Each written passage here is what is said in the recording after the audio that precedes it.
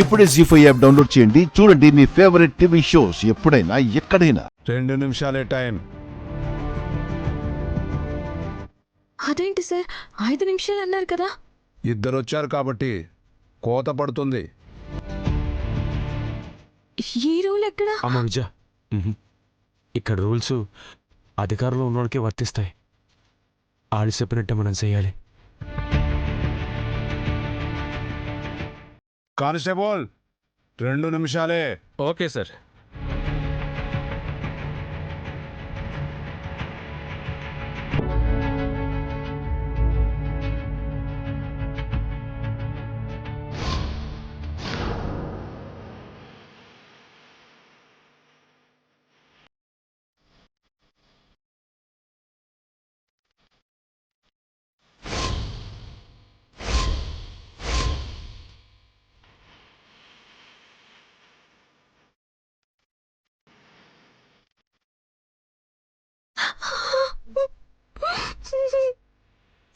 Sir thank you sir.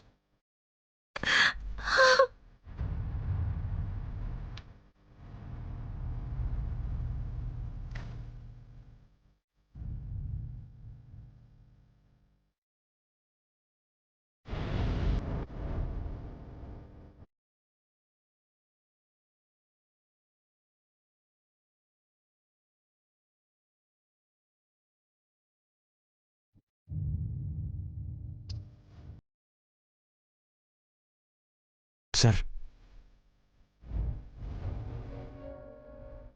Sir hey, గట్టిగా పిలుస్తావేంటి? వినిపించాలనే పిలిచాను సార్. 102 నాకు వినిపించాలని గట్టిగా పిలిచాడంట. నేను ఎవడి మాట విన్నని తెలియదనుకుంటా. మాట్లాడవేంటయ్యా? ఓహో, నీ మాట కూడా విన్నానా? సార్, నా మేనల్లుడు గణపతి త్వరలోనే టీచర్ అవుతాడు. గురుస్థానంలో ఉండాల్సిన వాడిని అట్ట ఖైదీల మధ్యలో ఎట్టారేంటి సార్? నీ పేరేంటన్నావు? శ్రీశైలం సార్. చూడు శ్రీశైలం, లోకానికి గురువెవరో తెలుసా? కృష్ణ భగవానుడయ్యా. గీతోపదేశం చేసింది ఆయనే కదా. సాక్షాత్తు జగన్నాథుడే జైల్లో పుడితే ఆఫ్టర్ ఆల్ నీ మేనలుడు ఒక్కరోజు జైల్లో ఉంటే ఓ తెగ ఫీల్ అయిపోతావేంటయ్యా? సార్, గణపతిని విడిచిపెట్టండి సార్. ఆడు నెరవేర్చాల్సిన కల ఒకటి ఉంది. నేను వదిలేయమంటే వదిలేయనయ్యా. నా అరచేతిలో దండరేఖ చూసావా? ఎంత పొడవుగా ఉందో. కానీ అనుకున్నంత డబ్బు చేతిలో లేదయ్యా. ఏం చేయాలో చెప్పండి సార్, చేస్తాను. చేసేదేం లేదులే గాని వెళ్ళు. అది కాదు సార్. టైం అవుతుంది, వెళ్ళవయ్యా. పో.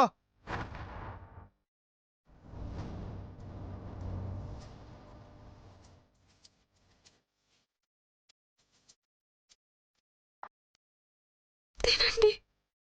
ఏంటిది? భోజనం అండి. నా ఆకలి తీర్చడానికి నువ్వు భోజనం తీసుకురాకపోయినా పర్లేదు విద్య. నేను చదువుకోవడానికి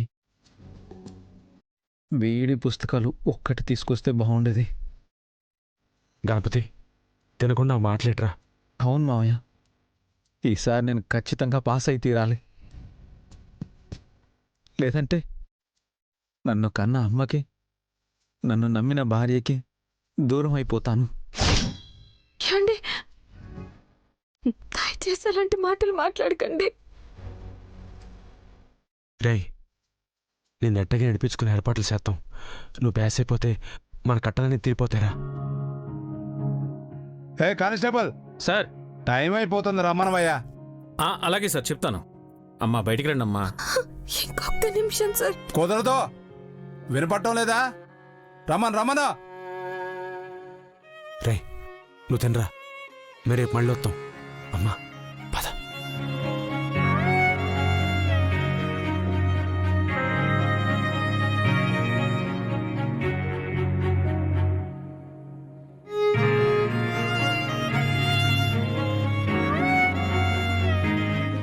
మీకు ఈ విషయం తెలియదమ్మా?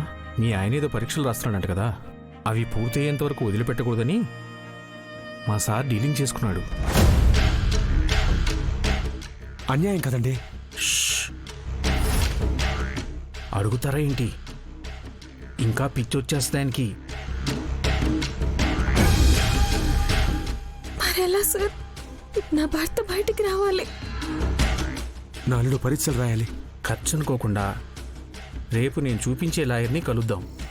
గణపతి 2 రోజుల్లో మీ ఇంట్లో ఉంటాడు.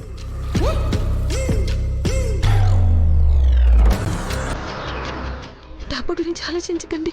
మా ఓ టీసీ అయితే చాలు.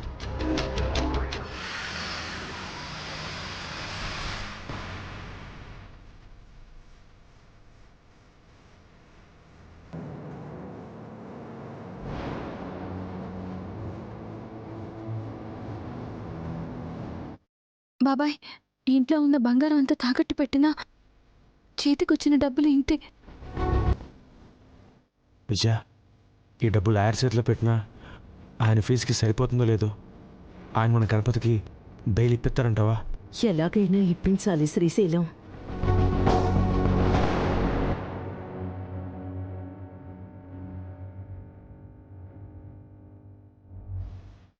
నా కొడుకు బయటికి రావాలిరా. అందుకే ఈ డబ్బులు కూడా తీసుకొచ్చాను.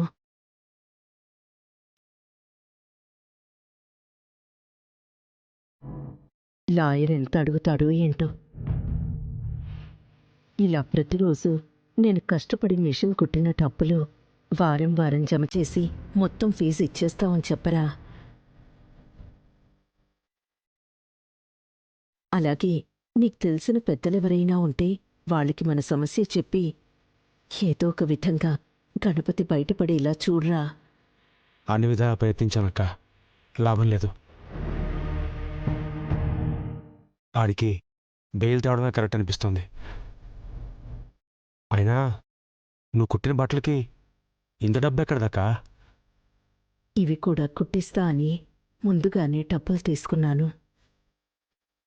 అత్తయ్య, మీ చేతికున్న గాయంతో ఎలా కుడతారు? నొప్పి భరించలేరు కదా. నా కొడుకు కారాగారంలో ఉన్నాడన్న బాధ కంటే ఈ బాధ ఎక్కువేం కాదమ్మా. నా కొడుకు బయటకొస్తే నా ప్రాణం కుదుట పడుతుంది. తీసుకెళ్ళండి.